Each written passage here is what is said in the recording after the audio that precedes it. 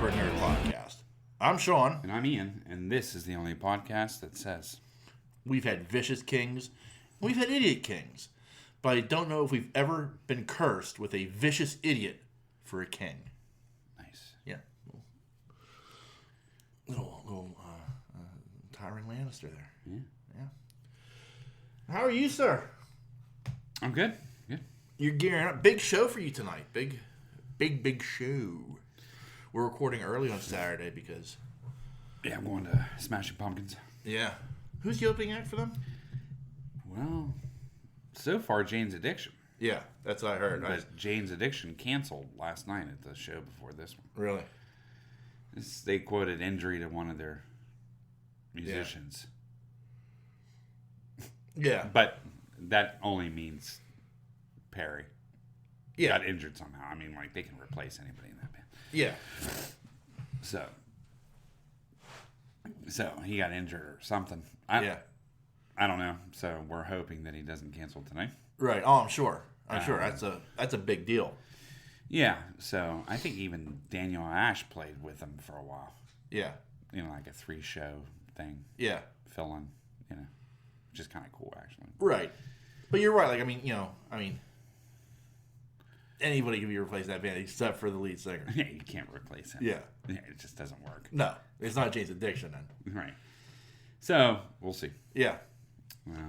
But it's still a good show. I still get to see the Pumpkins, so Yeah. looking forward to that. Yeah. That's the big event. But like seeing Jane's Addiction, like even Nancy was talking about, she's like if she had known, Yeah. like she would have loved to go to that show not just because of the Pumpkins, but she always wanted to see Jane's Addiction. Right. So it'll be a good show. Yeah. So looking forward to that. Yeah. So otherwise, pretty good. Yeah. I got caught up on Did you? House of Dragon? Oh yeah. Yeah. Yeah, that ending was amazing. That fuck around and find out moment when she comes out in the sept from the dragon. Oh. And just blowing people away. Yeah. Didn't care about anybody. No. Like the only thing with it, like you wish, it's that thing of you wish she had just set fire to everybody, because then there's no war. That was a wedding moment I thought was going to happen. Yeah, like I'm sitting there, and it's just like you can take out everybody right now. Right. They're completely defenseless, and instead you decide to go and warn the princess. And I'm like, man, yeah, you could. The war is coming. You could have stopped. Yeah, you could have toasted everybody right there. Yeah. Yeah, I know, I get it. But that dragon was badass. Yeah. Coming in. Oh, yeah. And I really like the one eye. Oh. He's amazing. He is. He's fantastic. I mean, he's almost as good as Tennant is. Yeah. I mean, Matt Smith. Yeah. Yeah. Matt Smith. Sorry, not Tennant. But he looks like an evil version of Matt Smith too. On top of it all, he does. But the way he carries himself, his facial structure, yeah, the way he speaks, everything about him is just like, this dude's fucking right. Yeah, you know what I mean? Like, he's badass. Yeah, yeah. So, I even like that toast he gave. Yeah, just a fucking, Oh yeah. But his character is at least interesting because he's the one who's like, man, I should be fucking king. Yeah. Like that moment where he's like, I'm not worthy. You'll get no argument from me. Like, you are not worthy. You should not be king. It should be fucking me. Yeah. I think, man, just put a knife to his throat right now. Take care of the problem. Yeah. I mean, what are you waiting for? Yeah. Yeah, he's badass. Yeah. There's a moment where I think there may end up being a problem between those two brothers. Oh yeah. Right now he's telling him because I love my mother and yeah, this is what my father apparently wanted, but you are an asshole. Yeah, and a horrible person. Yeah, horrible. Yeah, making Joffrey look like a good guy. Yeah. You almost saw a little Joffrey. Yeah. In him when the crowd started cheering. Yeah. Yeah. Yeah, that was a definitely Joffrey moment. Yeah. But I love how they just that pan and they just pan to him. You know what I mean? Yeah. And he's just kind of like stoic, you know, Yeah. looking on. Yeah. All right, so before we were interrupted, we were talking. we were interrupted. But we were talking about House of the Dragon. We were talking about it. I can't remember Aemond, or I can't remember what the. Yeah, I think that is his name. Yeah. Or whatever. Yeah. The one-eyed. Yeah, the one-eyed one. Like I'm like 9 episodes in, and I still don't know anybody's name. I'm like, it's Matt Smith. It's the princess, the queen who never was. Yeah. The kid who jerked off in the window. Yeah. Yeah, like this is like how I identify these people. Like I the King Viserys, the chick who wears green. Like that's how I identify these people. And all of a sudden, Matt Smith is becoming a decent person. Sort of. Sort of. Sort of.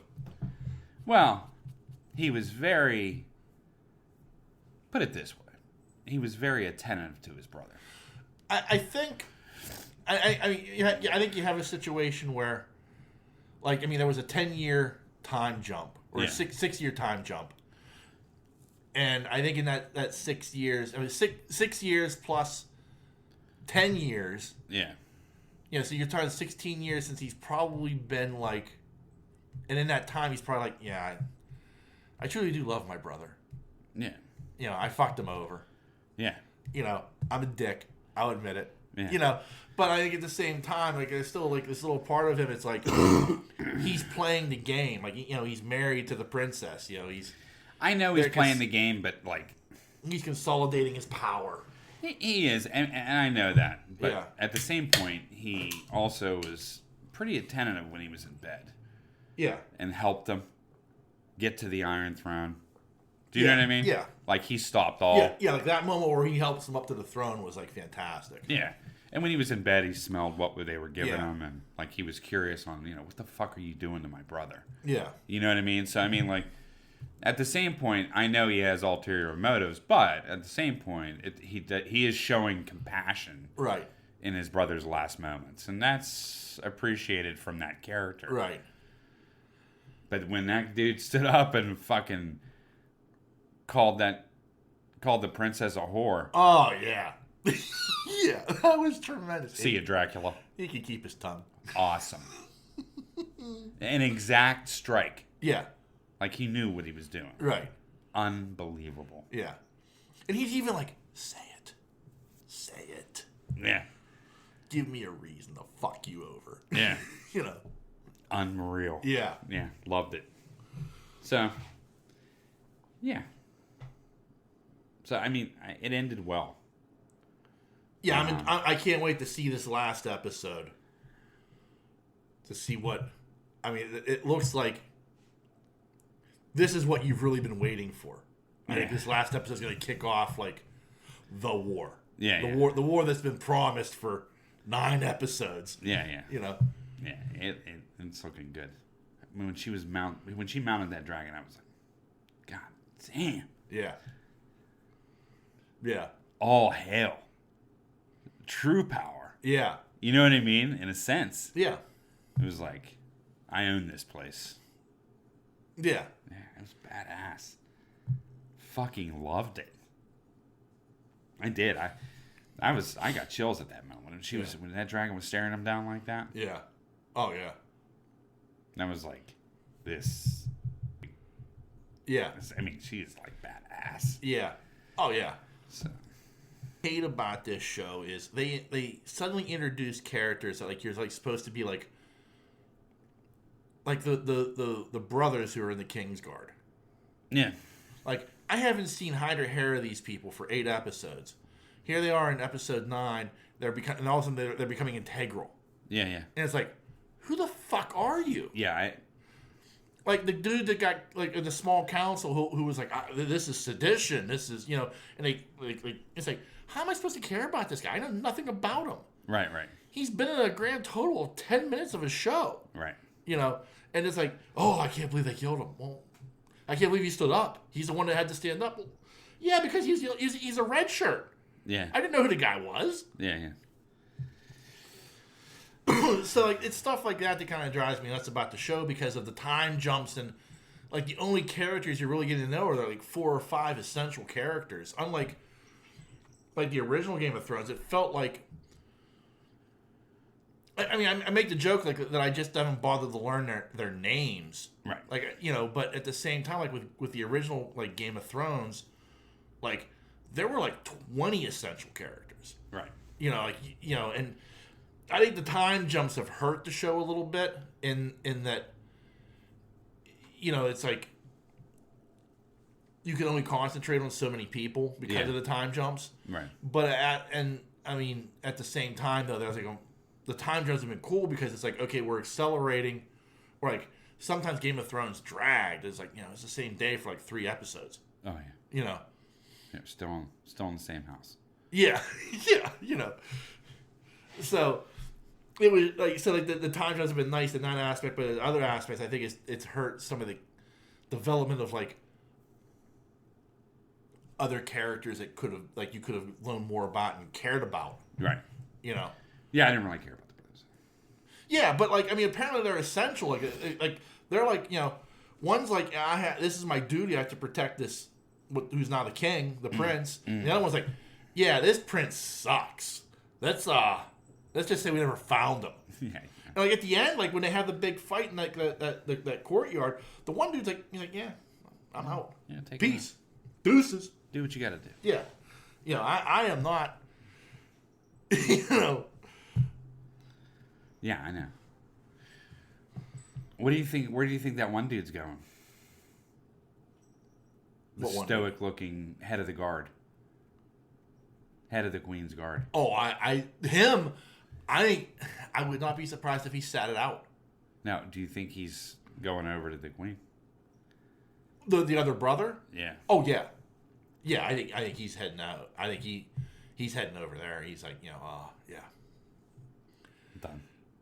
Yeah, if this is the guy that you're putting on the throne, I'm going to the other choice. Well, that's pretty much what he was saying. Yeah. Yeah. And I mean, like he's making a decision, but he's not making a decision based upon like, well, is this really what the king wanted? This sounds like a whole lot of bullshit. Mm-hmm. And by the way, it's not what the king wanted. It's just the queen misinterpreting. The king was still talking to his daughter. Right. About the Song of Ice and Fire, and now she's misinterpreting what he said as, "I want my son on the Iron Throne." Yeah. So technically, but he's not. But that brother's not basing it off of.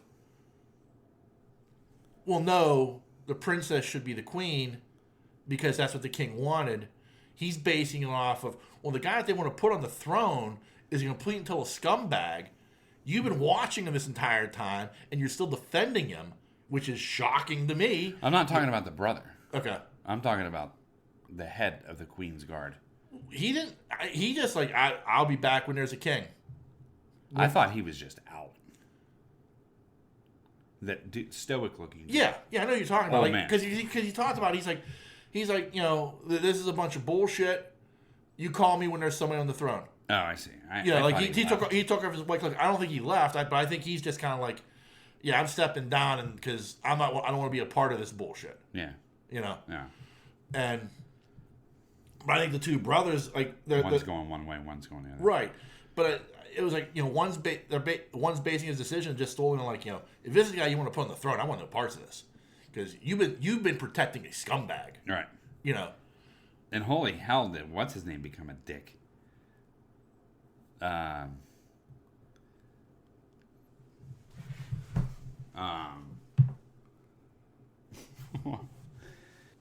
don't know his name. He slept with the princess. Oh, the king, Sir Kristen. Yeah. Man, he became kind of a dick. Oh yeah. Like the only good person in this entire thing was the king. No, yeah. He's the Ned Stark of the show. Yeah, unfortunately. Yeah. And like, at the end of the day, like, half his face looked like Skeletor. Yeah. Well, You know. what did he have? Grayscale? I know, because that would have taken him long before. I don't know what he had, but I mean that just tormented him for 20 fucking years. Like, holy shit. Nightmare. Yeah. But anyway. So I can't wait for the finale. I'll be looking forward to that and see how that all wraps up. Yeah. For sure. For sure. Yeah. It was a good episode. Yeah. Have you been watching Andor? No, not at all. I started it. I just couldn't get into it. I have to just reset my mind to it. Yeah. Yeah. It's slow. It's the problem. Yeah. I'm not going to deny it. It's slow. It's especially coming off of like the gloriousness that was Kenobi. Yeah. It's like, man, this is a slow show. But I've enjoyed it because it's a very different show Yeah. than what you've gotten with The Mandalorian and Book of Boba Fett and even Kenobi. It feels dirty. Yeah. Like, everything about it just doesn't, like... I don't mean that, like, from a standpoint of, like, it's pornography. But Right. I mean it from the standpoint of, like, it just... Like, I mean, you get this from Rogue One a little bit. Like, the roots of the rebellion aren't clean. Oh, yeah. Like, they don't have the moral high ground, technically. They're willing to kill. They're willing to assassinate. Sure. That's Andor's job. Right. And this is kind of the beginning of that, where you're getting that feeling of, like, maybe the only one who stood above it, and maybe this is, eventually, like, why the rebellion became the rebellion we love, Right. is Mon Mothma. Yeah. Like, Stellan Skarsgård is like, hey, I told you we were going to get our hands dirty, and that's exactly what we're doing. Yeah. And it's shit like that that's taking place that it's like, oh, wow. So, that part's interesting to me.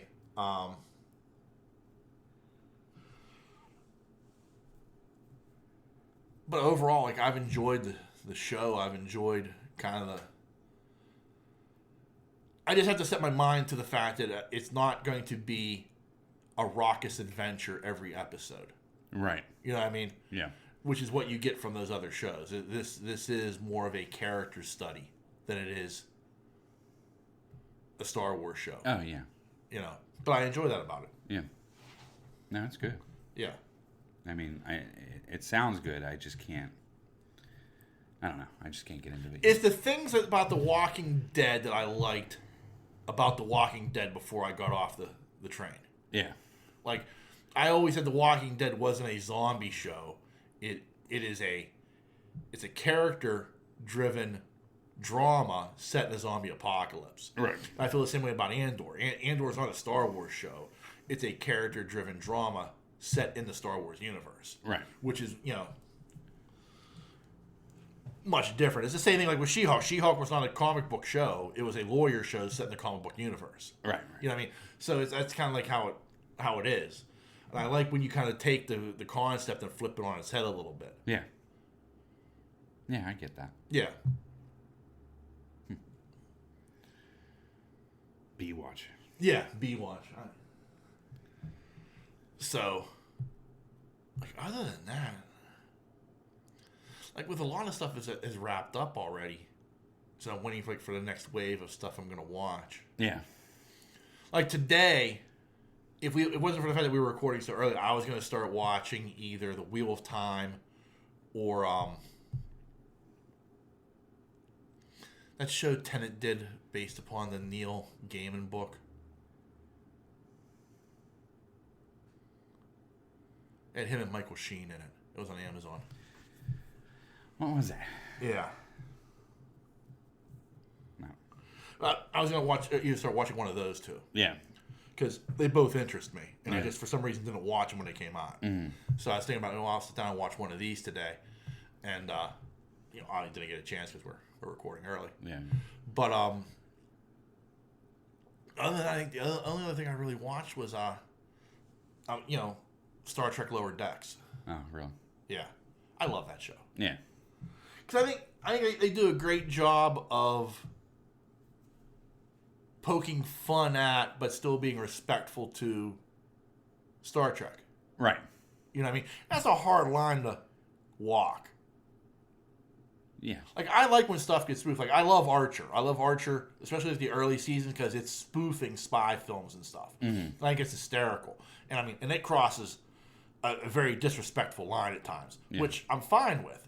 But this has to walk that line of still respecting Star Trek but spoofing it at the same time. And it does a very good job of it. Yeah. And I honestly, I can't wait. I guess in Strange New World Season 2, they're doing a crossover. Oh, really? Yeah. With Lower Decks. And I guess they're not going to be cartoons. Right. It's the actors, the voice actors are going to portray their characters. Oh, really? That's cool. Yeah. That's pretty neat. Yeah. Yeah. It is. So that's exciting. I can't wait for that. But I can't wait. I just want to wait for Season 2 of Strange New Worlds. Yeah, right. You know. Seems like I watched something. I can't remember what I watched, but it wrapped up, and I can't. Yeah, doesn't matter. I'll think of it later. And I watched a lot of stuff, but none of it was good. Like some, movies that were on Yeah. Netflix, nothing worth mentioning. Yeah. Yeah, I'm trying to think. I'm trying to think during my week, and it's like, what did I watch Monday? I think I ended up watching Monday Night Football. Yeah, I didn't watch anything during the week. It was last Sunday. I just can't remember. Doesn't matter. Yeah. If it's not worth mentioning, if it doesn't stick out, then it's probably not. Yeah, probably not worth mentioning. Yeah. So did you how's your fantasy football team doing? Oh, terrible. Terrible. They're all horrible. It's not that not that I've given up. I still work my people, but I had Juju Smith-Schuster. I played him every fucking week. Nothing. Absolutely nothing. Last week he blows up for like 20 points. 20 points. Yeah. I'm like, fuck you. And then I started Pickens, and then fucking Pickett goes out. Yeah. Fuck. That ended that. Yeah. Because they have a good chemistry. They do have a good chemistry. You can see that clearly. And then Chase Claypool comes in and blows up for 20 points. Yeah, I didn't have him. No, nobody does. I think. No. So there's that, and so it was just, I don't know, just one of those things. And then I was like, okay, well, I'm starting Melvin Gordon. Then he gets benched. Yeah. I'm like, what the fuck? That was primetime game for him to go. Yeah. I mean, if he was going to get anything in that game, it was going to be that game. Right. That he was going to get it in. Right. And, yeah, they benched him. So I'm like, fuck you for that. Yeah. You know what I mean? Like, yeah. It's just, I mean, of course Mahomes is doing well. Henry's doing well. I mean, I had what's his name on bye last week too, so it wasn't a great week for me anyway. Yeah. But I saw a sliver of hope with Gordon, and then I was like, fuck that. And then when Pickett went out, I was like, fuck that. What's his name did well. I picked up tight ends. I don't have my phone in front of me. It's a goofy name. Almost sounds like a Norseman. Yeah, what team is he with? I don't remember. Yeah. Green Bay? I don't know. But I picked him up, and he got me some great points. More than Freiermuth. Yeah. But yeah, overall, it hasn't been a great year. Like last week, it just sucked because I had guys that I'm sitting there and I'm saying, okay, well, I can count on this guy. Yeah. Normally for like 15 points. And like Nick Chubb, 7.5 points. It's like, Right, fuck, right. that sucks. That guy's normally worth like at least 15. He's been going 20. Yeah. And he's almost always guaranteed like 100 yards and a touchdown. Right. You know, and then I got the screw job of, I had like the night. I have both Jonathan Taylor and Nakeem Hines as backup from Indianapolis, and like the night before on Saturday night, it's announced they're both out for their game. You gotta be fucking kidding me! So now I'm like scrambling, and I end up putting in Raheem Mostert from Miami, who's like everybody's talking about. Like, oh yeah, he's blowing up. He's having a big season down there in Miami. He goes for 7 points. It's like fuck. So, like this week, I've got guys on a bye. Who's on a bye this week? Oh yeah, Cordell Patterson on IR. That was a big deal for me. But like Gabe Davis and Kirk Cousins, my quarterback, both on buys. Yeah. It's not, but like the good thing is, I'm thinking to myself, well, I'm going to start Tua. He's cleared. He's playing a shitty Steeler defense. I'm going to, go. I guess I'll go with Raheem Mostert in my flex now, instead of like having it as my, because Jonathan Taylor, he's starting. Yeah. He's in, and then I'm going with the Miami defense. Yeah. Because the Steeler offense sucks. Yeah. So like I'm thinking to myself like, man, Miami better destroy Pittsburgh. Look up my team, and I'll tell you that tight end. There we go. You're playing Jeff. So let's see here. Yeah, Devontae Adams has been a disappointment. AJ Dillon. Tonyan from Green Tonyan, Bay, yeah. You got Pickens in the flex. Starting that Green Bay defense against the Commanders. That's a wise decision. Yeah. Who are my running backs? AJ Dillon and Derrick Henry. Yeah. Okay. Yeah, so it's been like a dumb year. Yeah. But whatever. Yeah, you're 2-4. I'm 1-5. The shocker is Thad. Thad's 4-2. Is he? Yeah, like Thad's normally like the taco of our league, where he'll like draft like 5 kickers or some shit. Like you're like, what the fuck is he doing? Yeah. Like this year, like he actually like making an attempt. He's trying. Yeah. And of course now he's running his mouth because of it. Of course he is. Of course he is. Like, and of course I gotta play him this week, so right now I'm scheduled to beat him, but I'm sure that'll go to shit, and like somebody will end up with a concussion or or something. So is Pickett slated to play? Is he all right? Yeah, he's practiced. He's a full go. He was announced as a starter. All right, that's full. Yeah, that's cool. Not taking any way. I mean, Mitch did a great job when he came in, but that wasn't the resurgence of Trubisky. Well, I think it is. Like, here's the thing. It's funny. I feel like. I think there was too much pressure on him coming in. No, I think he was playing not to make a mistake. I think that was the problem. I think like his entire time in Chicago, for the most part, like it was like he made mistakes and people jumped all over his shit. I feel like he came into this situation, and it was like, well, I can't make a mistake. I can't make that big mistake. I can't throw that big interception. I can't take a chance. I have to, and that's why you kept seeing like all the underneath shit. Yeah. Why he never went down the field. Why he never threw. I don't think it was. Don't get me wrong. Matt Canada's play calling is awful at times, but like I don't think like the play designs in the passing game were what were preventing Mitch Trubisky from going down the field. I think it was Mitch Trubisky who was preventing himself from going down the field. Yeah. And I think you saw in this game against Tampa Bay, he was in fuck it mode. Yeah. Like, he was like, fuck it, go out there and throw the ball. And, I mean, and he threw some dimes. Yeah, he did. he was willing to go down the field. He was willing to make that big throw that he wasn't willing to make in those first few games. Right. And I feel like if you could get that from Mitch all the time. Yeah. Like, well, that's what I thought I was going to get. Right. And that's the thing. Like the weapons are there. Yeah. Like I think Claypool's a good enough player.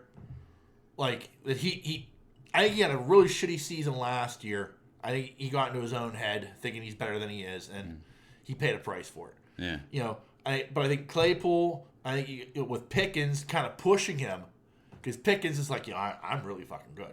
He is that good. Yeah. And then you've got, Deontay just being Deontay. Like, if he could just catch, like, not drop the ball. Yeah. Like, he's Antonio Brown in the aspect of he runs crisp routes. He's on time. Everything else is just unlike Antonio Brown. He seems to get that big, like, he'll make an amazing catch, and then the easy one he'll just drop it for some reason. Yeah. Well, Deontay does the same thing. Well, that's what I'm saying. Like, but AB didn't do that. Is my point. Right. Like AB would make the amazing catch and make the easy catch. Yeah. Deontay does all the same things AB did except make the easy catch. Yeah. And Pickens just seems to catch everything. Yeah. Like, he just has a radius of like if it's in this radius, I'm coming down with it. Yeah. I am open no matter That what. dude's the real deal, man. Yeah. Like, Talk about a good pickup. That's generational talent. Yeah. Like, in all honesty, like there are only select guys. There are guys that you have to throw to. They have to get themselves open. Randy Moss is a guy, like, if you had somebody draped all over him, he was still going to make the catch. Yeah. Because he was just that good. And I'm not comparing Pickens to Moss, but I guess I am in a way that I feel like he can be that type of player. He's big enough, he's strong enough, he's fast enough that he can be that guy that just, like, no matter how well he's covered, he's still technically open. Yeah, you go through those players throughout the years. Yeah, I agree.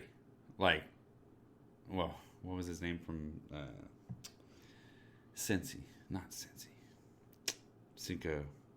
Yeah, it was Chad Johnson. Yeah. Yeah. He was good. Yeah. Do you know what I mean? Like, Right. There's players like that are just... What was the guy that did the helmet catch? Oh, he wasn't that good, though. Yeah, that was a lucky catch. Who was that guy? I can't remember his name. There's a reason I can't remember his name. That was like his only big catch. Maybe I'm thinking of a different guy. Yeah. Like, guys I think about that are like that were like Megatron in Detroit. Yeah. Like, he was so big, he was so fast, he was so strong that you just put the ball in his general direction, he was going to catch it. Because no matter how well covered he was still going to make a play. Yeah. Like, Randy Moss was that type of guy. For a long time, Julio Jones was that guy. Yeah. Like, there are guys that just, like, no matter how covered they are, they're open. You just put the ball up there and let them make a play. Yeah. And I think George Pickens can be a guy like that. Yeah. With, he's still green and needs a little work, but I mean, he has that type of potential. I think Chase Claypool has that potential. Because, again, big, strong, fast, but,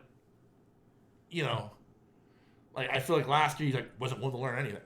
He thought he had all, Yeah. So, hopefully, like, these guys can develop and be like that type of talent. If you have, like, 3 receivers like that in this league, that's all you need. Yeah. The thing that's frustrating is the backfield, and, like, Najee Harris keeps looking like Amos Zaraway to me every time I watch him play. It's that stutter step shuffle in the back. Right. And I don't know. I don't know.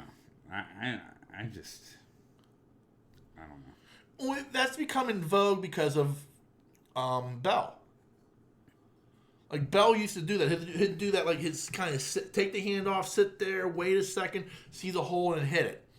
And he was amazing at it. Yeah. Not everybody can do that. Najee needs to be a guy who puts his foot down and accelerates. Right. You can't sit back there and tiptoe and dance. You've got to just accelerate.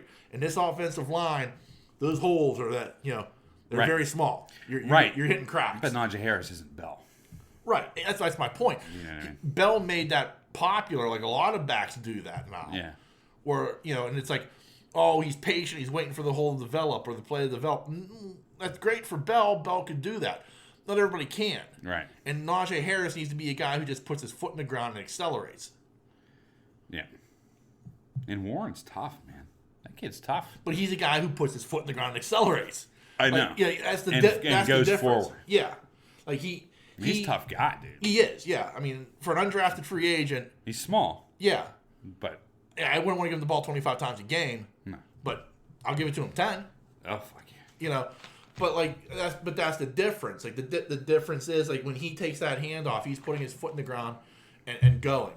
You know, where Najee is kind of like, where's that hole? Where's that hole? Oh, it's not developing. I'm gonna fall forward for a yard. I'm getting a little tired of that ringing that cowbell for the receiver in the backfield too. I'm like, that play works sometimes, Yeah, but when you start overdoing it, they're just gonna kill you. yeah, You know what I mean? It's just, I don't even understand. Sometimes, I mean, I'm not, you know, nowhere near an offensive coordinator. But when you're looking at the game and you're running right and there's 6 defenders on the right side, yeah. I question. And does that come from the Q? Not reading the defense? Or do you understand what I'm saying? Well, like also like a lot of times like you'll hear this about like they may not have the ability to audible. yeah, Like it's like you're gonna go to the line, you're gonna run the play we're called. yeah, You know, a lot of times, you know, because the offensive coordinator or the play caller has the ability to talk to the quarterback right up until 15 seconds before the clock runs out. yeah, So at 15 seconds, the communication shuts down. A lot of times what these guys want to do is they want to call, play the huddle, get you to the line, then they give you the audible in your ear. yeah. Like so, you're calling the audible because you know you get up there at 25 seconds, you can see what the defense is doing, and now you can call the play. Yeah. You know, I always thought that was what they were doing, and like especially like when you looked at like what the LA Rams were doing, like in that Super Bowl year, they were breaking records, they were scoring a zillion points. They go up against New England, they scored 7 or 3 or something. Like it was some, and it's like why? Well, it was because New England knew Jeff Goff couldn't read a defense. And it was the coach reading the defense and giving them the play before that 15 seconds. So they weren't showing anything. Yeah. They were going base vanilla. And then when it hit 15 seconds, then they were changing everything up. Yeah. You know, like they were playing the game, you know. Yeah. And I feel like that's something that like because I heard that Trubisky didn't have the ability to audible. I heard somebody say Pickett did, but I don't believe that because why wouldn't you give it to Trubisky, but give it to Pickett, who's a rookie? Yeah. Like, and a lot of times, like they just don't let rookies audible. Yeah. You know, so like it's just that thing of like I don't think like when they come to the line, I just have to run the play they have to run. Yeah. You know what I mean? Well, whatever it is, it's not working. Yeah. Yeah, I mean, it is a problem. I mean, and I think what it leans towards is like, well, okay, so if that's the case, like it's probably a tendency that you have then. Yeah. Well, you got to break that tendency. Yeah. Like, so if they know on 2nd and 6, we tend to run to the short side of the field, so they're stacking the short side of the field, you either call a run to the wide side, Yeah. you know, because your tendency's to the short side. Yeah. It's stuff like that you have to, like, do self-analytics on. Yeah. Because they're doing analytics on you and saying, well, 25 or 85% of the time when, you know, you're in this situation, this is the play that you run. So when you're in this situation, we're going to call this defense because we know it's going to stop your play. Yeah. Yeah, I hear You know.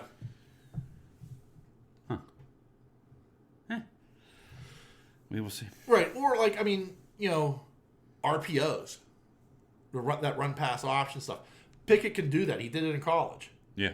You know, like, so that's maybe something you have to look at, like, you know, so the quarterback can make that decision.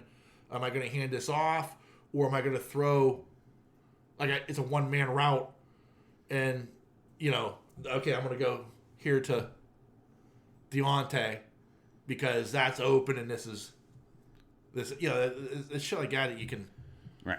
you know, so, I mean, there's a lot of stuff you can do. Like, I'm not going to sit here and profess to be, you know, an offensive coordinator either. Yeah. But I definitely feel like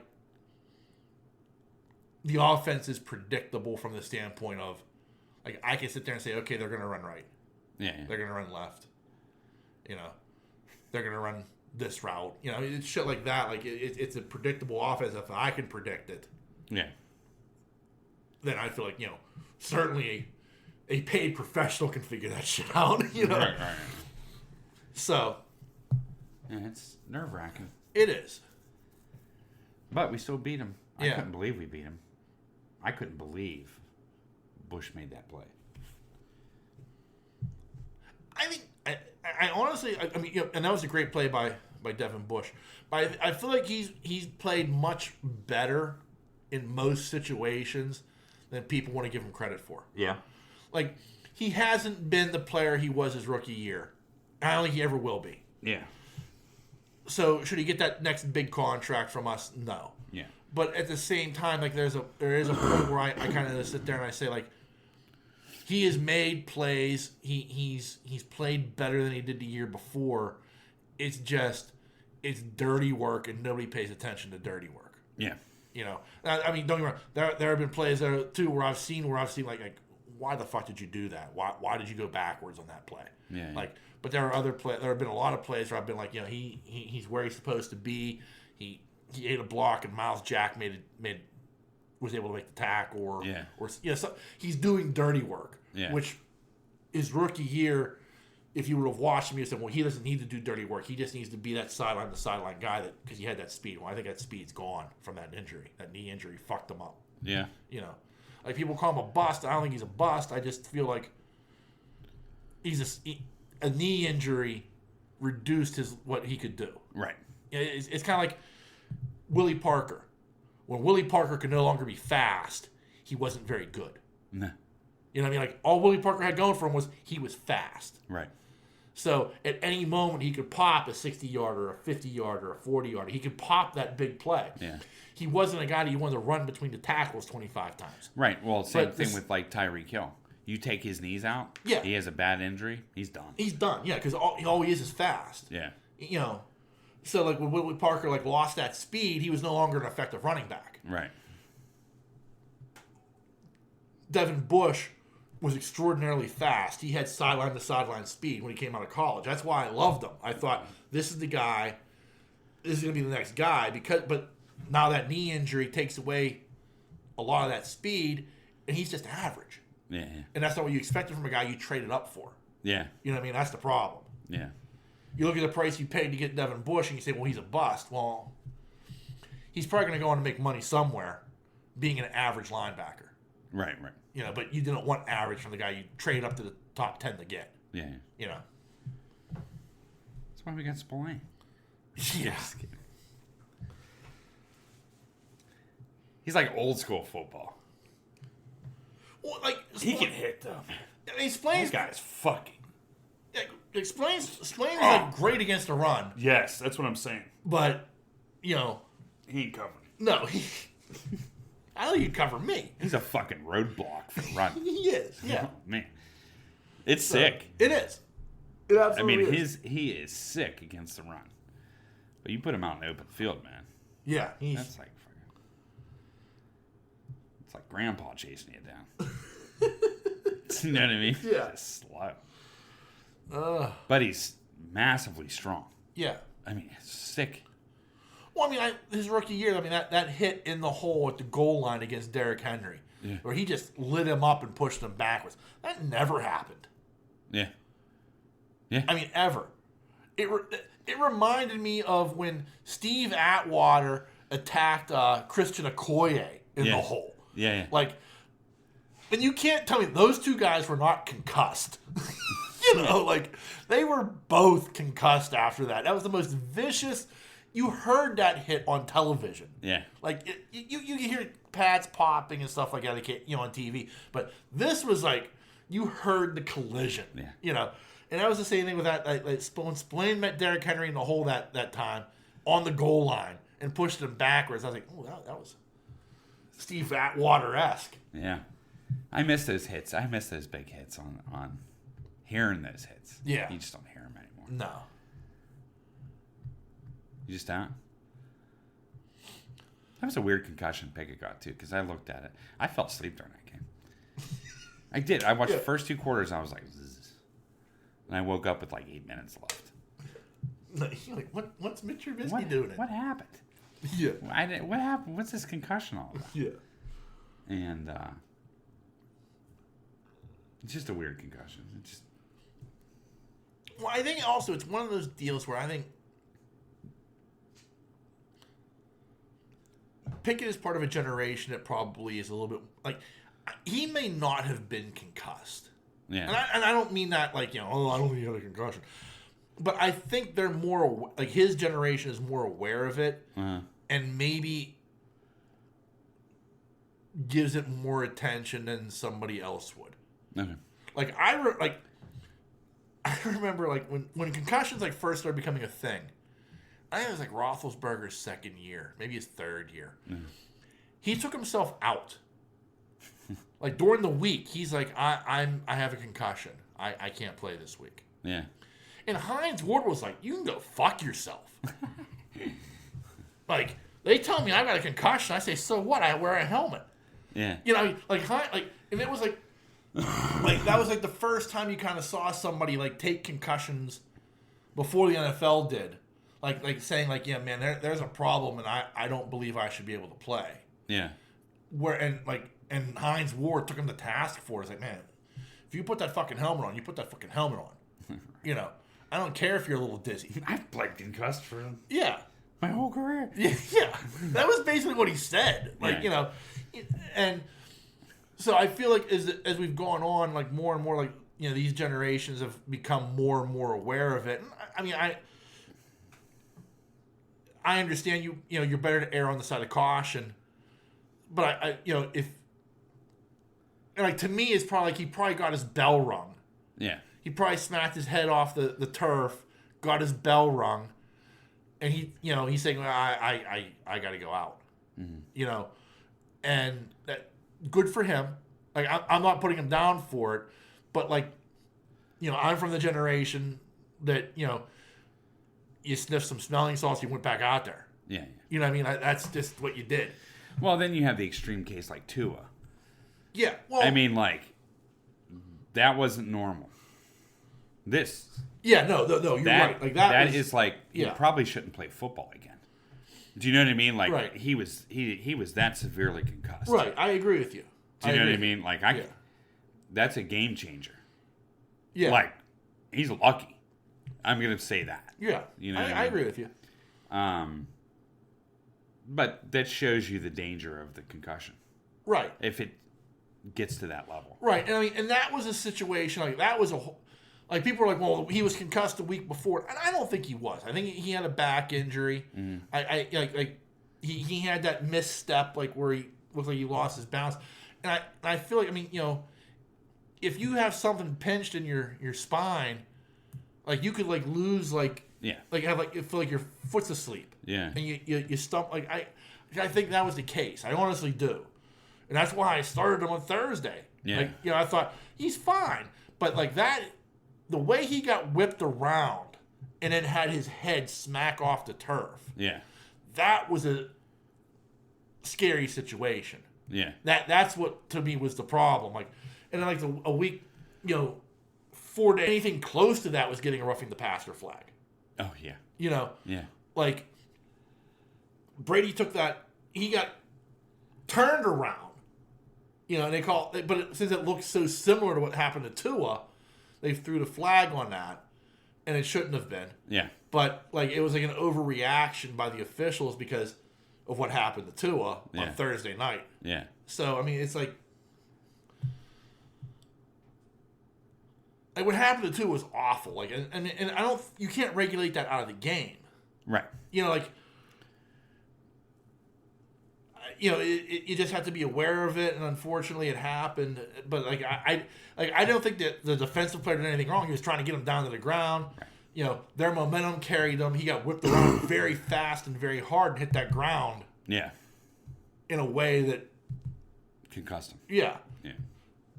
So. Yeah, I know. But I mean, you never. I mean, it's a dangerous game. It is. I mean, you never know what's going to happen. I mean, look what happened to what's his name. Steeler. Oh, Ryan Shazier. Yeah. Yeah. Yeah, I Talk agree. about a great football player. Yeah. Just shit happens. Yeah. I mean, it's unfortunate. It's a part of the game that, you know, you kind of like sit there and you say like, man, this could happen to anybody. Yeah. You know, but also like I mean, I can't believe more people don't get injured in hockey than they do. yeah. I think that is. I don't know. What do you think's tougher? I know it's a hard question. Well, I think hockey's a more physically demanding sport. Right. Only because like you're up and down the ice, you're high speeds. I think the collisions, especially against the boards, have got to be brutal. Like I've never played ice hockey. Right. Like, you know, I played a little bit of street hockey. I'm not going to say I'm an expert at all. But like to me, like those collisions against the boards have got to be like absolutely jarring. I can't believe you can continue to like you don't just like put your hands on your knees and go, give me a minute, just give me a second here. You know, like those guys are like still fighting. So, but I also think like from a cardiovascular standpoint, it's one of the more demanding sports out there. So I'll probably give the nod to hockey.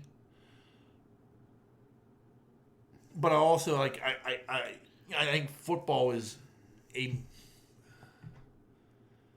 tougher sport. Yeah. And I only say that because like I mean the collisions that you're involved with, like especially as an offensive lineman, like they say like a collision, like when you hit somebody as an offensive lineman, it's like being in a car crash. That's how much force is behind those blows. Yeah. And you're doing that 60 times a game. Yeah. You know, I mean that's ridiculous. Yeah.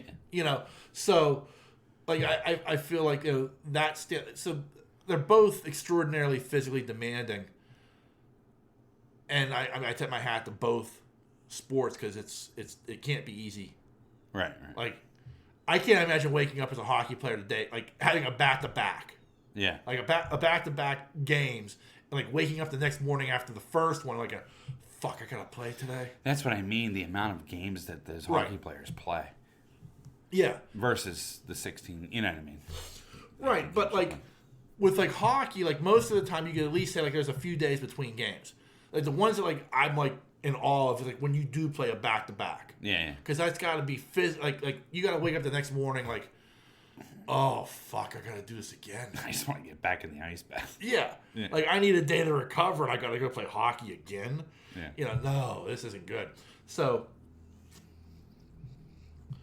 but I also I will say this. I feel like, you know, after having watched Welcome to Wrexham, I'm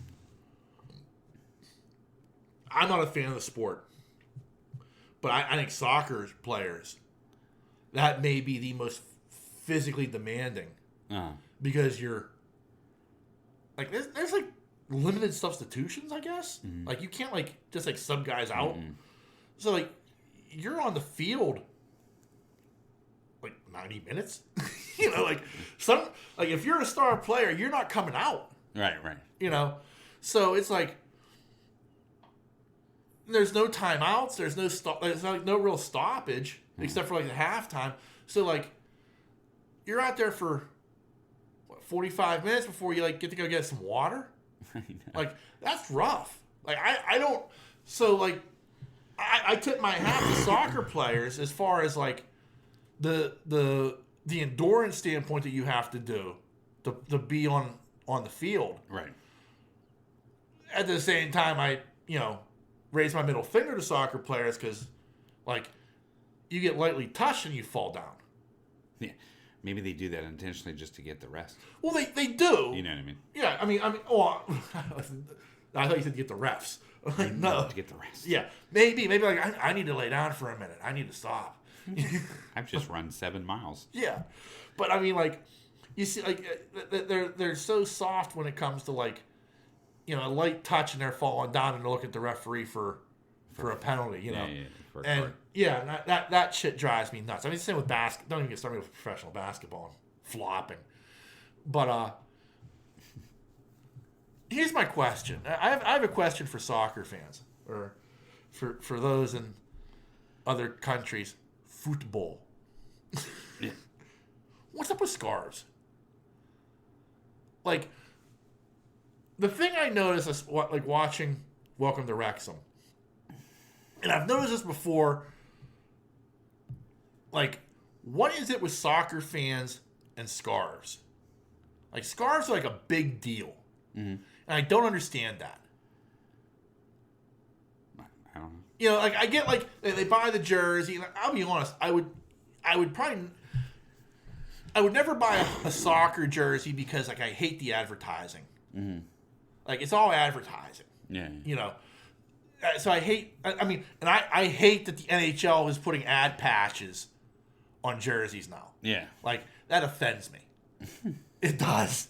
You know, the NBA did it, it offended me. Like, I hope the NFL never goes that route. Yeah. You know, but it's that thing, though, of, like, you know, like a soccer jersey, I look at it, and it's like, you know, Budweiser, like, big right in the front, where, like, I would want, like, the team's logo. Like, the team logo is, like, this very small thing of the, you know, I'm like, oh, man.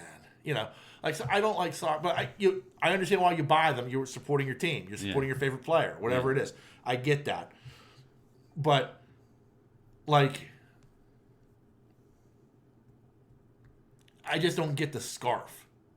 Like, scarves are like, and it's like, I don't know if it's just a Europe thing, but I notice it in America too now with, like, like MLS fans, like, they wear scarves, like, you know, with the team stuff. Like, why a scarf? Like, you know, like here it's caps. Like we wear a cap. I buy a cap with the team logo on. Yeah. But, you know, I see my favorite player wearing a certain type of cap. I'll buy that cap. You know, stuff like that. Where, like, with soccer, you know, other than the uniform. Like, you know, you don't see the players, like, sitting on, like, the bench, like, wearing a scarf. Right. You know, I don't get where the scarf comes from or why that's such a big deal, but it is. It's huge. Like, everybody has to have, like, a team scarf. Right. You know, but so I don't get that. So I hope somebody could write in and explain that to me or tweet that to me. Like, I need an explanation about the scarves. It baffles me. Yeah, it's also interesting about the scarves too, because when you watch the Harry Potter films, it kind of carried into the Harry Potter films with Quidditch. Yeah. They all had the scarves in Quidditch. Yeah. Do you know what I mean? So yeah, so like very English. Yeah, my thought was like, well, it's got to be an English thing, but like it's like everywhere. Like it's like a soccer thing. Yeah, it is. You know, but so like I'd love to have somebody just kind of explain that to me, because like I know scarves are big. Like, I mean, you know, I remember, you know, you watch Sherlock. I mean, Sherlock had the scarf. You know, but like I don't feel like scarves are big here. Yeah. Like, I don't see a ton of people, like, wearing scarves. Unless they're, like... Going to a Steeler game and it's January. Yeah. And even then, you know, you're probably just putting on your best hunting gear. Yeah. You know what I mean? Yeah. You know? So, like, I'm going to the Steeler game today. Where's my really good hunting gear at? No, I fucking dug out mine. Yeah. I don't care what I look like. Yeah. If I'm going in January or fucking December, you better believe. I'm dressing warm. I don't blame you. Like, I don't blame you. You're lucky to see anything that's Steeler related. I mean, I usually have something black on. Yeah. But, yeah, it all goes out the window when you get down to, like, 10 degrees. Yeah. Like, I made that mistake one year. You're lucky I'm here. Yeah. I made that mistake one year. It was a Pitt, West Virginia game. Uh-huh. And it was like the temperature was in the 30s, but with the wind chill, it was in the teens. Yeah. And like I was like, I went down with your buddy John. I had standing room only tickets for this game.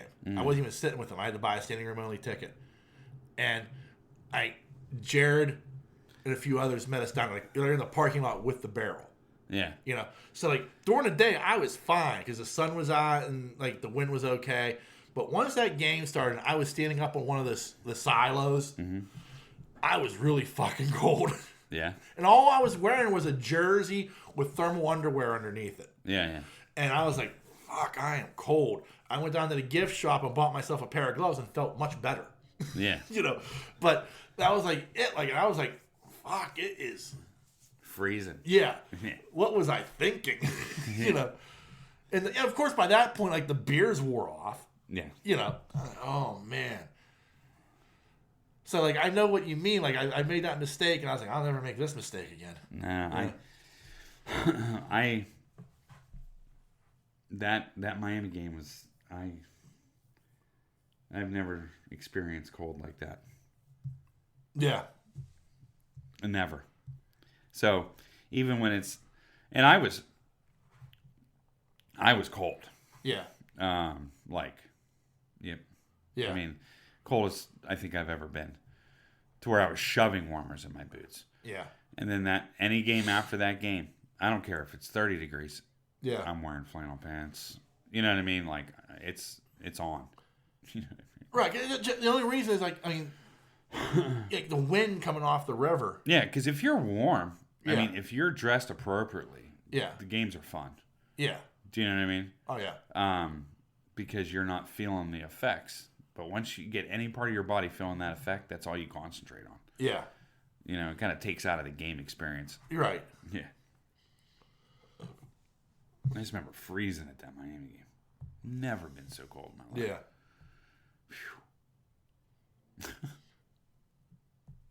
Good game, but I always wonder, because you always talk about like the effect of like going to Miami in December.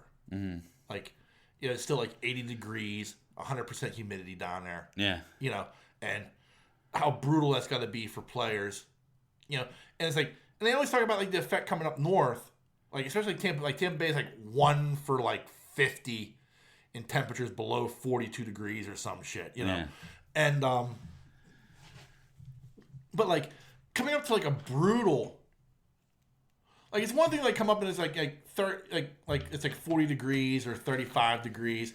But like coming up, like if you're like Miami or Tampa Bay or even like New Orleans or Houston, like any of these southern teams or California teams, and you're coming over to like Pittsburgh, Cleveland, Buffalo, New York, where like it's like 10 degrees and snowing. Yeah. You know, and with the wind chill, it's actually -5. Or Green Bay. Yeah, or Green Bay. Like, how much does that like affect you? Well, it's one thing to be cold, Yeah, right? And it's another thing to be cold and wet. yeah, Because when it's 15 degrees or 20 degrees outside and you're getting covered in snow yeah, and you're out in the elements like that, yeah, it's a completely different ball game. I mean, it is like you start to freeze. yeah. I mean, you're cold initially, Right, but when you start getting wet, you add on precipitation or water to that 20 degrees, or Right. even 30 degrees. yeah. It might as well be 5 degrees. But it's like a thing of like you can almost kind of prepare for heat. No. Like you can practice indoors. You can, excuse me. You can, I guess like turn the heat up in the indoor practice facility so it's warmer, so you kind of acclimate a little bit. Uh-huh. You can even like hey, we're going down there. We know it's going to be hot and we know it's going to be humid. We need to hydrate now. Get to acclimate ourselves to be prepared for this because we want to avoid cramping and stuff like that. You can do all that. Yeah. You can't prepare to go from the south to the north. Right. Like you can't like, oh, we're gonna turn down the air conditioner to 32. Yeah. You know what I mean? Like it's impossible to do. Yeah. Like so like it's that thing of like how much more of an effect does that have on somebody who like I mean, that's like I played my entire collegiate career at Alabama where we played nice weather all the time. Mm-hmm. And now I'm playing, for the Dolphins.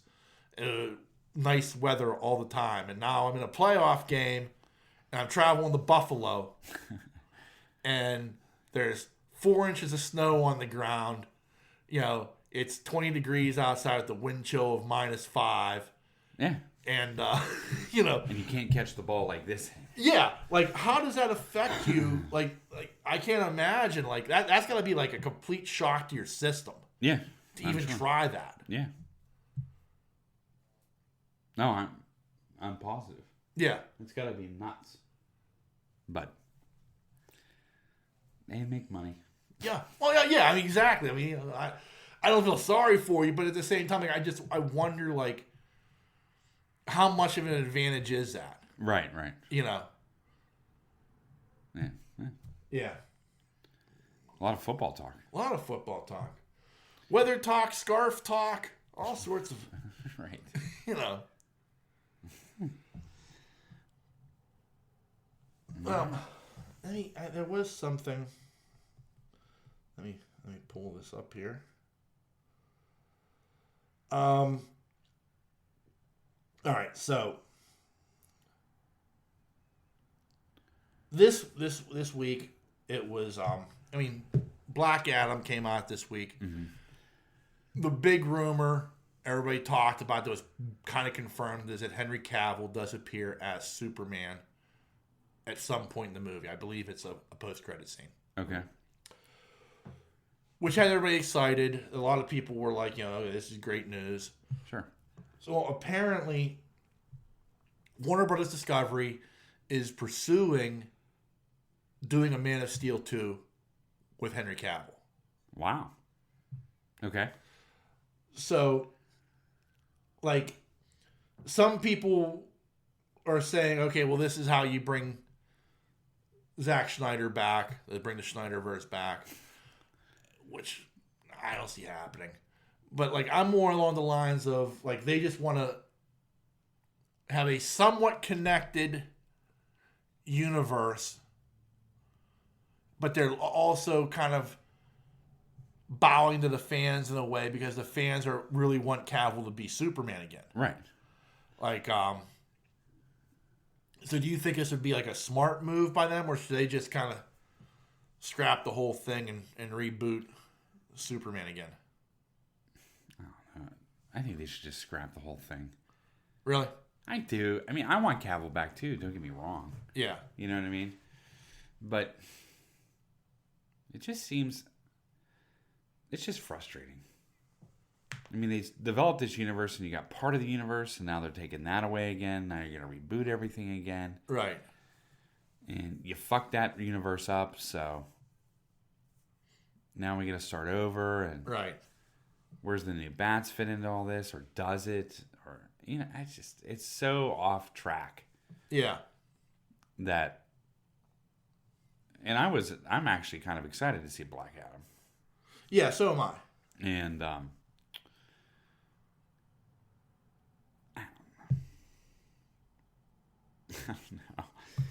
don't know. I mean, there's certain properties that I like. Yeah. You know, I did like Wonder Woman until I saw the second movie, and I like Shazam an awful lot. Yeah. You know. Yeah. I like that. I don't want them fucking with that. Right. Because I think that was pretty well done. Yeah. And this Black Adam movie, I'm crossing my fingers. I think I'm gonna like that too. Yeah. And I don't want them fucking with that. Right. But the big dogs, they've just fucked around so much on. It's just like, I don't know. Do you understand where I'm coming from? Oh, I do. I understand completely. I even think they kind of fucked up the new Batman film. I mean, I thought the new Batman film was good. Yeah. But holy fucking drag out. You know what I mean? Like, it was just like... Yeah. And you want people to be into it, but at the same point, you can't have like this 4-hour fucking marathon. Well, and I mean, here's the thing, like with the Batman. As much as I enjoyed that movie, I've only watched it once. Yeah, I've only watched it once too, just because it's just like... Zack Snyder's Justice League was 4 hours long, and to me, it went by faster than the Batman. Yeah.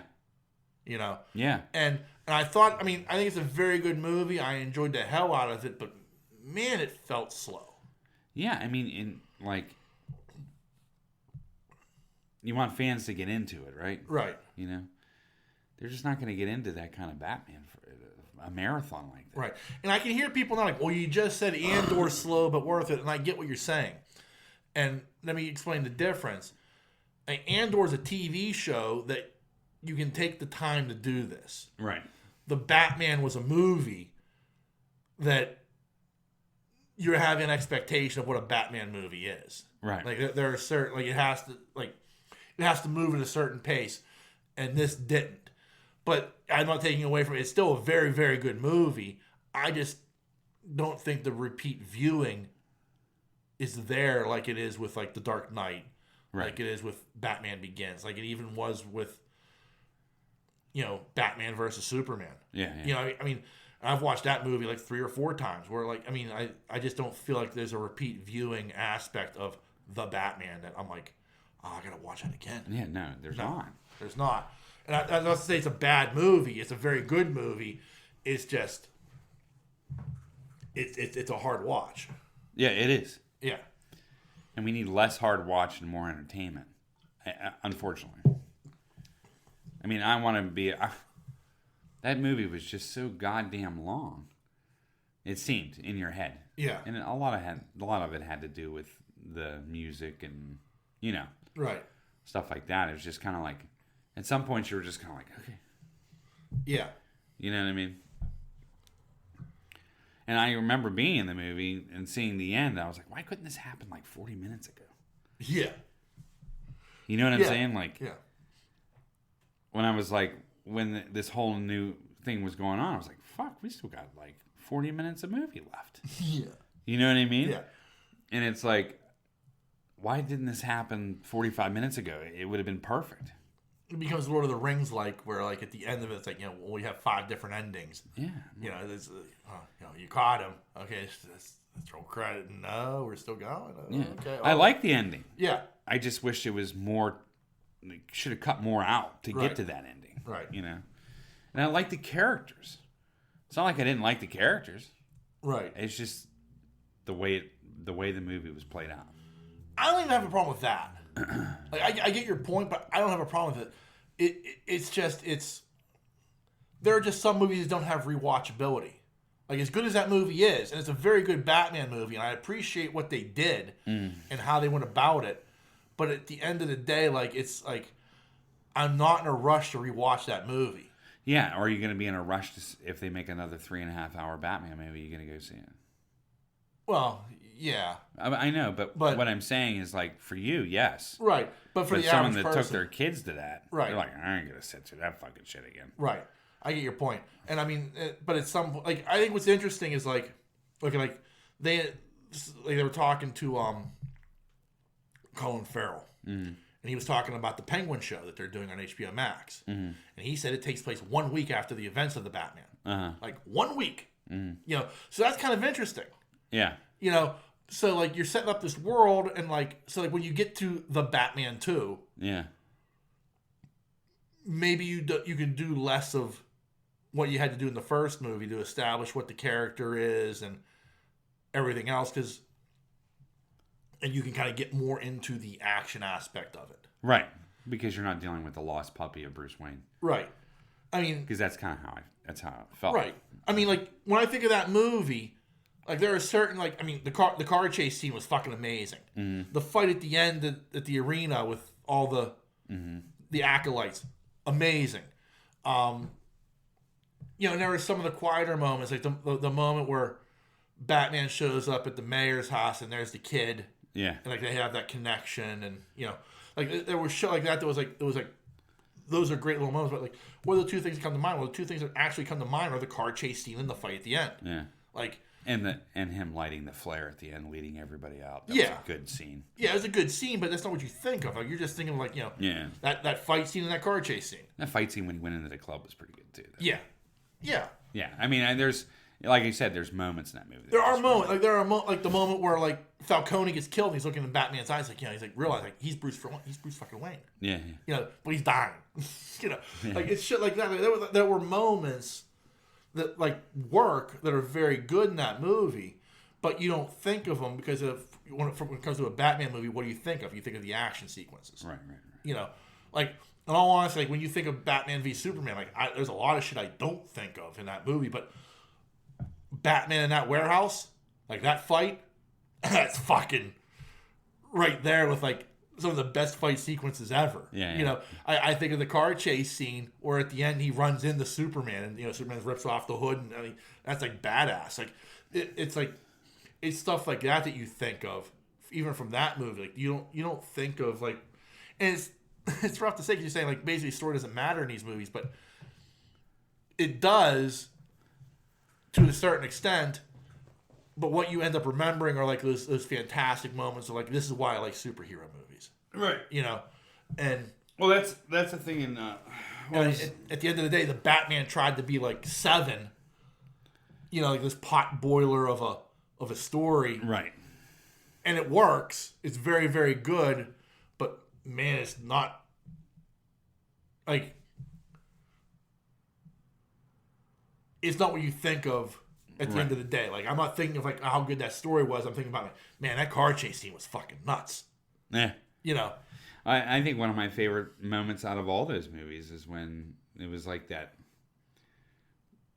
first Guardians moment where they all held hands and Yeah. that, you know, there was that kind of moment for me in the DC world was in Justice League when Superman awoke. Yeah. And that whole sequence Yeah. of him like beating the living shit out of everybody Yeah. was incredible. Yeah. I mean, truly. Yeah. Watching the Flash go by and you could see his eyes. Yeah. Unbelievable. And like Flash is like, oh shit.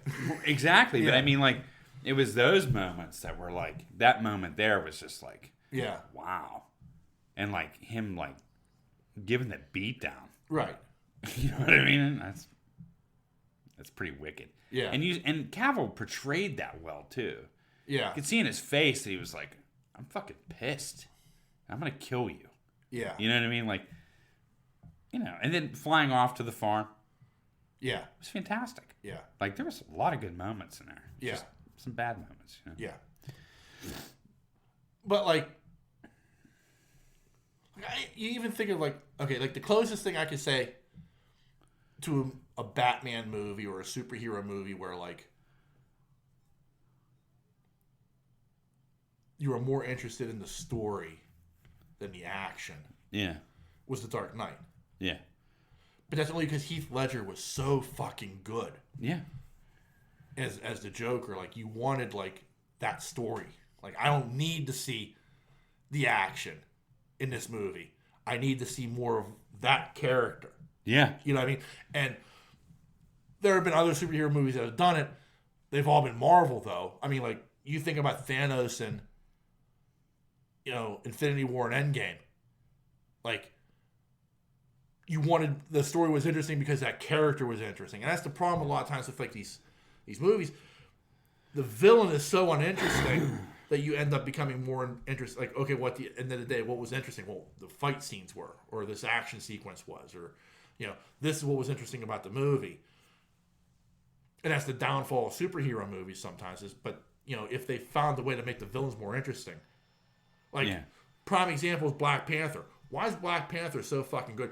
Because Killmonger was so fucking interesting. Yeah. And again, he was a good character. Only you sit there and said, yeah, maybe he's right. Yeah. You know what I mean? Like, that's what made that character so fucking interesting. Mm-hmm. So the movie as a whole is interesting. I couldn't really tell you much about the fight sequences in that movie or the action sequences because the story was much more interesting to me than the action sequences were. Right, right. Dark Knight, same thing. Yeah, agreed. Like, at the end of the day, like, what's the biggest like action sequence in the Dark Knight? Well, there's the car chase. Skyscraper scene. Yeah. Where he went up into the skyscraper. Right. And at the end, him going up through the building, level by level. Yeah, yeah. But I mean, like, overall, it's not like the action sequences don't stand out as much as like the little moments with the Joker. Yeah. Like the shit you remember with the Joker, like, you know, when you get to, you know, brace the pull cue and, you know, make it quick. Oh, so good. You know, shit like that. That's the shit you remember from that movie. Yeah, I mean, he was just so good. You know what I mean? Yeah. So freaking good in that movie. Yeah. That just so freaking good. Kill the bee. But that's the thing with that is just you're right. The if a character is that good that you're, you know, that's what you stick around for. Yeah. You know. I mean, I don't know. Marvel seems to have that recipe somewhat. Somewhat. I'm not going to say all in. No. You know? Because they've had a lot of bad villains. Yeah. That could have been much better. Oh, much better. But so is DC. Yeah. No, I agree with you. I mean, that's part of the problem. And I still don't know why I like Shazam so much. I think it's him. I do. Well, yeah. I mean, I do. But like, it's that the concept is interesting. Right. You've given a 12-year-old magical, mystical powers Yeah. of a superhero. Yeah. You know, that's a fascinating concept. And, you know, the fact that an adult is like trying to possess those powers, Right. you know. And I liked the like the new Spider-Man I liked because I like those villains. And so Yeah. seeing the villains again in a different way, Right. you know, was very interesting. Plus you got the two Peters too as well. Right. So I mean, like that just added to that. I mean, that was going to be a blockbuster. Right. I mean, that had all the recipes. I mean, you Right. brought back old villains. You have the two Peter Parkers. I mean, yeah. you can't go wrong. Plus, Right. you have the new Peter Parker. Right. So I mean, that was a good recipe, you know. No, I agree. But the one before, Mysterio was good. Yeah. His look was better than what he did. Yeah. Does that make sense? Yeah. Like he looked. I mean, the Mysterio look. Fantastic. Yeah. I'm like, The fact that dude appeared on screen is still mind-boggling. it is, to me. and he looked phenomenal, Yeah. right? And what he was doing within his holograms was amazing, Right. right? But he wasn't a villain. I was like strong enough to carry a movie. He's not a vulture. No, he's not a vulture, and that's the Right. thing. Keaton was strong enough to carry that Yeah. as the villain. Yeah. And you found him interesting Right. because he was like a guy going to Permanis. Yeah. And that's the greatest thing about Michael Keaton in that role. Right. It's like, hey, he's just your average guy that got some weaponry Yeah. and you can see where he's right. You know what I mean? Like Right. you can see where he's like, yeah, I'm gonna get mine. Right. You know what I mean? Yeah. You fucking fired me. You hired me, then you fired me. Right. I'm gonna get mine. Fuck you. Yeah. And that's pretty much what he said. Right. And I mean, in that moment in the car when he's taking Peter's daughter to prom, yeah. I mean, that's yeah. Don't fuck with me. Yeah, exactly. You know. But, you know, I like that aspect. But it's just some villains are just not notable. Like the first Venom movie, it wasn't the villain that carried that movie. That was a little better on the villain. Because I like Woody Harrelson, period. Yeah. But Carnage was not really... Carnage was good when he was on screen. Yeah. And when they gave him lines. Yeah. But other than that, he wasn't really on screen that much. Right. You know what I mean? Right. But when he came out, he was phenomenal. Yeah. And he looked fantastic. Yeah. But when he, you know. Right. But I did like the new Venom movie. I know. I'm probably like the one and only. But the reason I watched the Venom movie is not for the villain. It's the banter between him Right. and Venom. Right. Does that make sense? No, I get that. Yeah. I love it. But I'm a huge Tom Hardy fan. Right. So when I see them interact, and especially knowing that he does the voice, Right. like really, really good. Right. I love that fucking scene where he goes into when Venom's inside the lady in the store. Yeah. It's my favorite. I think it's my favorite scene of all of them. Do you know what I mean? Yeah. She did really well. She did. Yeah. Yeah. But when you think of those bad guys, it's just you want someone you want another Thanos. Right. I mean, you go over, like, over time, like, in the Marvel Cinematic Universe, like, who were the good villains? Mm-hmm. Well, I mean, Key. Yeah. And then Red Skull. Yeah, but I like that Red like. I like the Red Skull. I'm not saying Yeah. I didn't like him. Yeah, like I wish I could have gotten more of Sure. that. Like I love how it turns out. I love that he's the keeper of the Soul Stone. Yeah. Like all that shit. I'm like, that's pretty badass. But like it was still like there was a moment where like I was really really hoping like in Captain America 2 Yeah. that like Robert Redford like pulled off a mask and he was really the Red Skull. Yeah. Like that's what I was hoping for. Yeah. You know, like it was shit like that. Like because I like the villain of Red Skull. Like in the comic book, I like it's a Red Skull story. You know? And it's funny because in the Captain America movie, with the Baron, yeah, right, wasn't that great in the movie? no, But in the TV series, yeah, fantastic. hands down, Yeah, unreal, yeah. right? And so it's funny how that worked, Right. But But I mean, like the even groundwork was Ultron was such a letdown. yeah, I mean, you waited for Spader to speak. Like Yeah.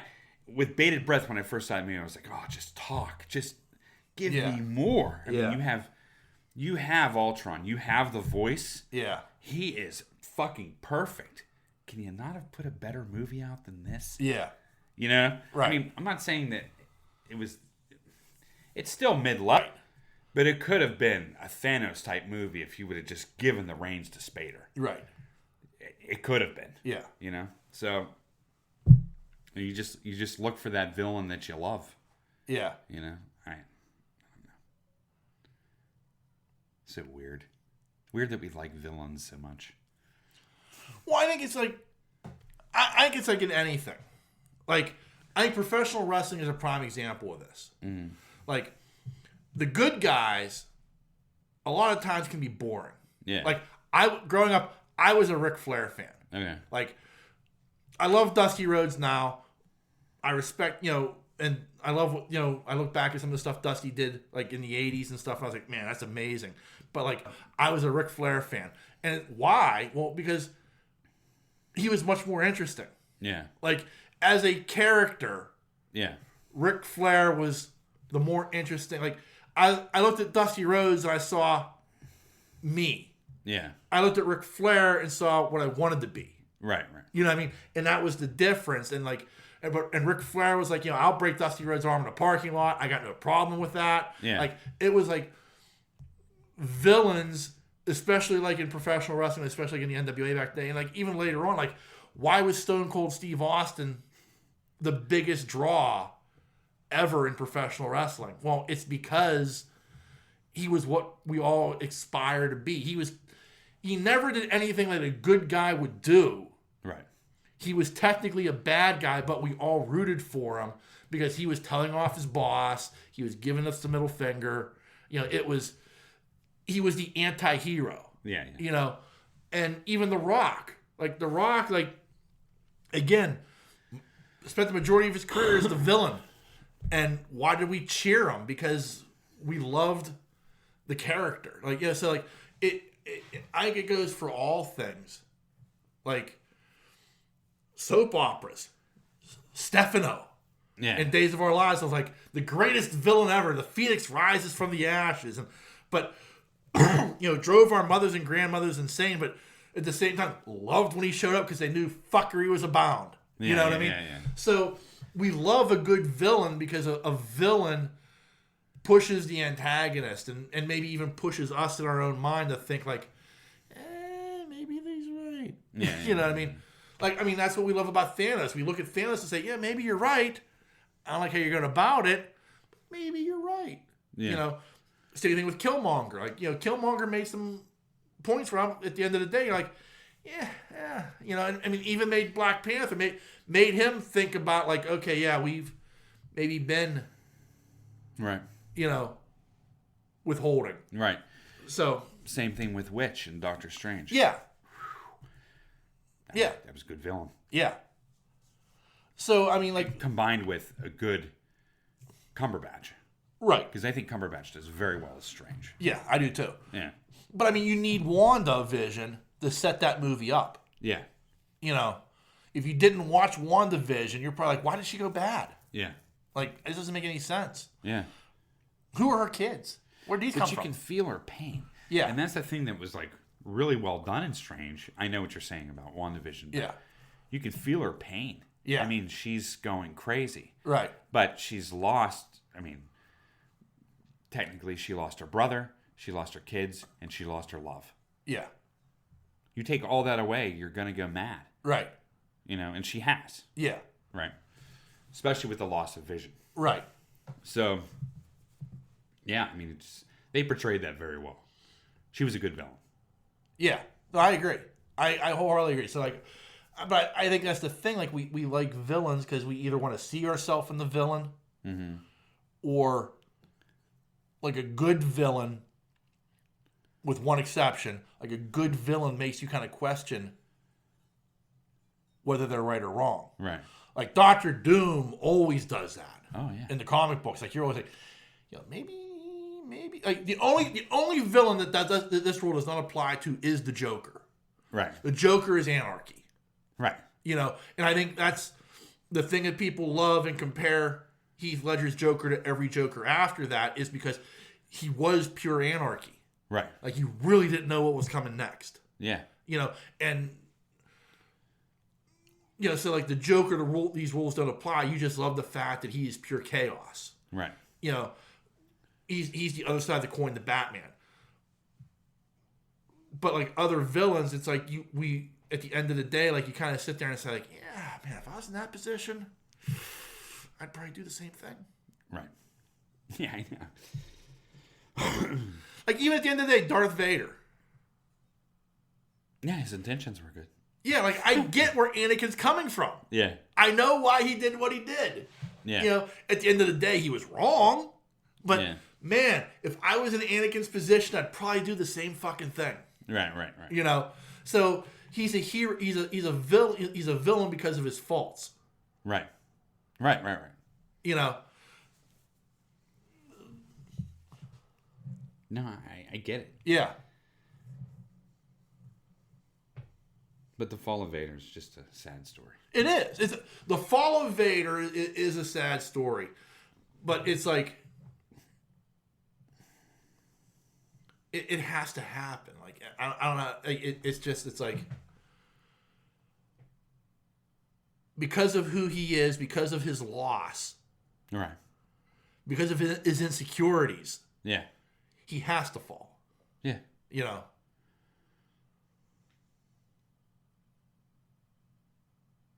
Okay. Yeah. So I mean, like, but that's what makes a great I villain. still can't believe Obi-Wan beat him down again. Shows you the power of Obi-Wan Kenobi. It does. Well, I mean, like, Vader was pretty fucking powerful. I mean, when he gave him the second beatdown. yeah, I mean, he was powerful, but young. yeah, When he gave him the first beatdown. right, You know. In the lava club. yeah, Mustafar. And, but when he gave him that second beatdown in Kenobi, it was like, damn, you are powerful, sir. Like, really powerful. Right. Because he was coming out. I mean, Anakin Vader had a lot more tricks up his sleeve this time. Yeah. And more powerful. But like Obi-Wan had to like I mean, he wasn't bringing the lightning or anything. right. But it was a moment where like Obi-Wan has to like realize like, man, you know, you're right. My friend is dead. Yeah. And I can't let you stand. You know. Yeah. And at the end of the day, he still did. Right. Like, you know. Right. Take him out, you son of a bitch. Yeah, I mean, like, end this. We get into a lot of misery right now. Yeah. I mean, I'm sure he would have found someone else to Yeah, oh, I'm sure. light that torch, but yeah. you know, but it was a good beatdown.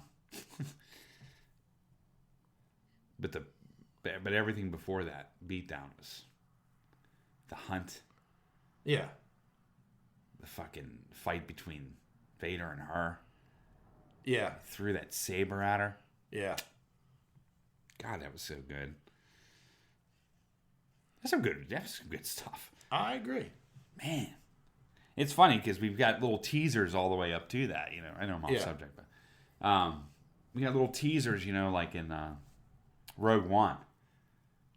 Was it Rogue One? Yeah, when Vader comes through. Yeah. Yeah, we were like, ooh. Like, Yeah. your nipples are getting hard. I mean, like, and then you get Luke Skywalker and the Mandalorian. Yeah. And you're like, phew, that's some badass shit. Right, yeah. What I'm seeing right now. Right. You know? And then you get finally you get Obi-Wan where you're like, Vader's a beast. Yeah. You know? Well, like, even like there's a like Oh, when he fucking grounded that ship. yeah. Go ahead. But like in Rebels, Yeah. like it's a cartoon, so like it's not live action, but you still see like his first appearance in Rebels. It's like they're trying to bring down a building on him, and he's like holding it up with the Force. Nice. You know, like no, Not today, guys. yeah, and it's still coming, and then, like the rebels are like, we gotta get the fuck out of here. I don't know who the fuck that is, but then like at the end of the season, like you have like the battle between him and Ahsoka, and I mean just from the emotional standpoint, it stings, but like you're watching those two go at it, and you're just like, oh shit, you know, this is how shit gets done. You know, Right. You're watching them go at it, and you're like, oh man. Yeah. But Vader's, you know, Yeah. people love him. I mean, most people. But because he's a great villain. Yeah. I mean, that's the thing. He at the end of the day, he's a great villain. You think of the first time you see Darth Vader, Yeah. you know, you're watching him walk through that door. He chokes a guy out, Yeah. you know, and it's like, who the fuck is this guy? Yeah. Like the black mask, the whole suit, the cape. Yeah. Like, who the fuck walks around with a cape? Yeah. You know, here he is, like, striding through, like, the baddest motherfucker on the planet. And you're like, oh, Like shit. a fucking Roman. Yeah. Yeah. Like, and you're, oh, okay. Yeah, you are a problem. Yeah. You know? But he's just so fucking. I mean, it's so great, especially with you know the voice. But you waited for everything that came out of Vader's mouth. You just waited for it. I can remember being a kid and just waiting for him to speak because I just didn't know what he was going to say next. Even simple shit. Yeah. Like in A New Hope, like when he's in the meeting room and he's, you know, that guy's like, you know, oh, your ancient religion and superstitions hasn't got us those plans, and he's choking that guy out, and Tarkin's like, Vader, release him, and he goes, as you wish. You know, you're just like, oh shit. But everything he said. Yeah. One of my favorite lines is "all too easy." Yeah. Fucking great, dude. Yeah. You know what I mean? He was like, you know, Yeah. it was like, wow. It's just the little lines that he did say Yeah. were just phenomenal. But I also love like that moment, like again in A New Hope, like when we first sees Leia. Leia's brought to him, and you know she's like, "We're on a peaceful mission." He's like, "You are a rebel and a traitor. Take her away. Like, get the fuck out of my face." Yeah, exactly. He wasn't fucking around. No, not at all. No. That young James Earl Jones voice. Yeah. Yeah. Yeah, he's just great. Yeah, I agree. Even his interaction with Boba Fett. Yeah, Like, it's just those little... no disintegrations. Yeah. As you wish. So good. But you remember those lines. You Yeah. know? And it's like, we need that villain again. It's just, nobody's ever captured it. Except for maybe the Joker. Heath Yeah. Ledger's Joker probably did. Yeah. But there's been very few that have encaptured the weight that Vader, you know what I mean? There are very few villains, like you and I talk about villains because we love comic books and we love comic book movies and we love but there are very few that transcend, like Vader transcends. You know, like my mother knows who Darth Vader is. Right. She's never watched a Star Wars movie, but she knows who Darth Vader is. Not just because of me, just because of pop culturally, he's unavoidable. Right. The Joker transcends. Thanos doesn't. No. No. Like, I don't think, like, if you could go to an average person and show him a picture of Thanos and say, you know who this is, I'm like, he was in a Marvel movie. I guess in the Marvel world he would. Right. Right. But, like, that's the thing. I'm looking, like, you're talking about, like... Outside, yeah. Right. Like, Vader transcends Star Wars fandom. Mm. The Joker transcends comic book fandom. Like, if I show somebody a picture of a Joker, like whatever version of it, they're like, oh, that's the Joker. Yeah, yeah. You know, they just know who that is. Maybe that's because Jack Nicholson played him, so like the average person's like, oh yeah, the Joker, I know the Joker. You know, but it's one of those things where like there are very few of these villains that we're talking about that we love that you can show a picture to somebody and say, do you know who this is? And they'll know. Mm-hmm. It's just because they don't transcend like those two do. V'ger, yes. Maybe Khan. Like maybe you can show a picture of Khan, like especially like, you know, Star Trek II Khan. I could probably show a picture of that to somebody like, Ricardo Montalban. He in the Star Trek movie. You know, they might know that. Yeah. You know, they might not even know his name. You know, because like that Khan is so. Yeah, yeah. You know, so. But yeah, V'ger's definitely transcended as well. You know, everybody knows V'ger. Do you think that Doom could do that? They got to make him really bad. They've got to make a badass Doom. And like, with a good voice. Yeah. Yeah, like, I don't know who you get to play. Like, at this point, like, I'm clueless. Like, I don't know. Because, like, in my mind, like, and this is the problem. Like, in my mind, Doom is so big. So over the top. Like, it's like, who do you get to play Doom? But more importantly, and this is the most important thing to me, like, you have to have somebody who's willing to commit to the mask. Yeah. Like, you can't have that guy who's like, yeah, I'll put it on for, like, the last act. Yeah.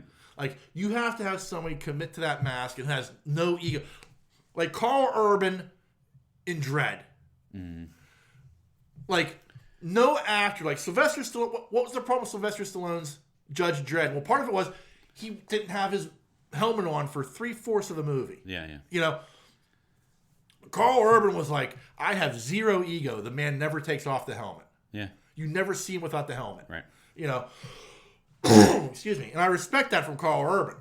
Yeah. Because he's a big time actor who could have been like, yeah, I got to have my face seen. Yeah. And he's like, no, I don't.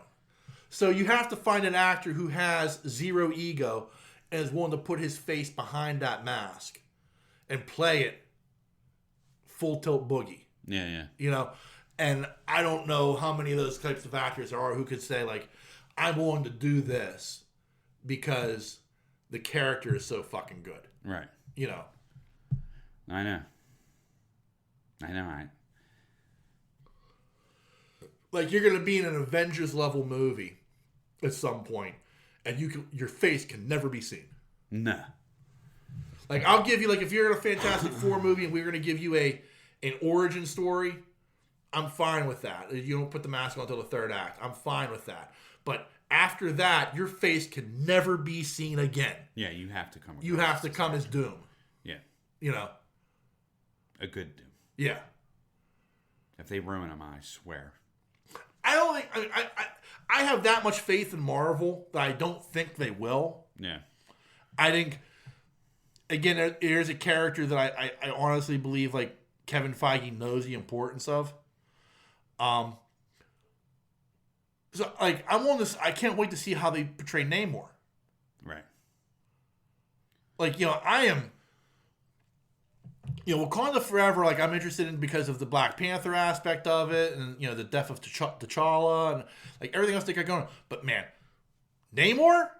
Yeah. Like, and again, that's the hardcore comic book nerd in me coming out, like, you know, reading, you know, stories of, you know, Namor versus the Fantastic Four when I was a kid. Yeah. I can't wait to see how he's done. Yeah, yeah. Because, you know, it's fucking Namor. This is crazy. I can't, again, a character I never thought I'd see on the screen Right. is coming to the screen. So like that, but like I feel like I at least feel like Kevin Feige understands the importance of the characters, like so, to the point that like I don't think he'll fuck it up. He understands the importance of Doom and Doom to the overall mythology of the Marvel Cinematic Universe. So you have to find the right guy. Yeah, you definitely have to find the right guy. You know. You just got to come off. Yeah. That's good. I mean, it has to be good. Fingers crossed. There's a lot of pressure there. There is. No, you're absolutely right. More so from comic book fans. Right. Like right now, the average schmoes, I show them a picture of Doctor Doom. They're like, who?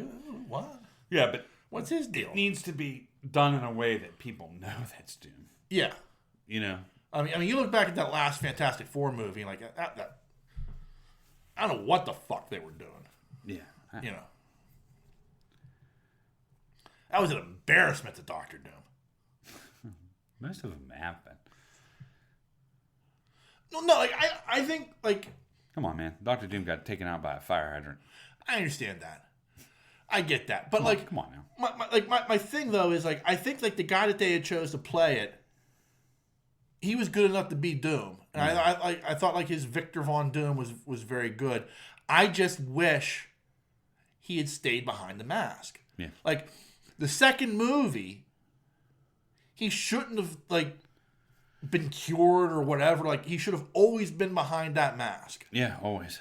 You know? And that's what frustrated me about that movie more than anything else. Like, I mean, yeah, the story wasn't that great and everything else. But, like, the fact that it was, like, you know, oh, yeah, I got hit by, like, the surfer's energy and it cured my face. So I could take off the mask now. But I'm going to wear it later on because I just think it looks cool. Like, Yeah, there was, like, a lot of horse shit there. And I was like, oh, come on, man. You know. Surfer. There's another character they need to do well. Actually, Surfer didn't look bad at all. No, and I mean, Doug Jones looked good. Yeah. Anyway. Yeah, so let's wrap this up. Yep. Anything you'd like to add to proceedings there, sir? No, I'm good. Well, remember, there are a number of different ways you can reach out and touch us. You can send us an email like Thad does every week, but we don't read because we don't like them. No. But that email address is pittsburghnerd@yahoo.com. You can also find us on Facebook and Twitter. Just search Pittsburgh Nerd. We're very, very easy to find. And we are a member of a number of podcasting networks. You can find us on the Tangent Bound Network, the Weeby Geeks Network, and the Pod Breed Network. Just give them a Google search and you'll find all the other great podcasts they have to offer. And lastly, we want to thank you, dear listener, for checking us out each and every week. Be a friend, tell a friend. We can't thank you enough for your support. And on that note, the dreamer has awakened. Peace.